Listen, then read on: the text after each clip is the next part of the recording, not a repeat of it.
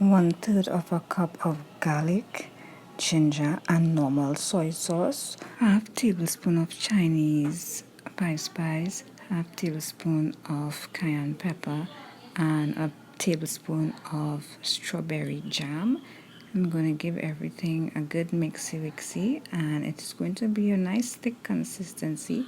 Now I'm going to wash and clean this chicken out properly, and then I took the knife and I just stabbed that chicken up properly.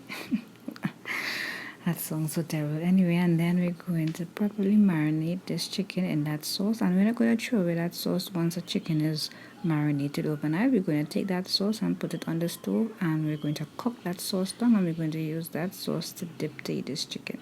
So this is how I prep my chicken for my roast Chinese inspired chicken recipe. So look out for part 2 where we bake the chicken and taste the chicken.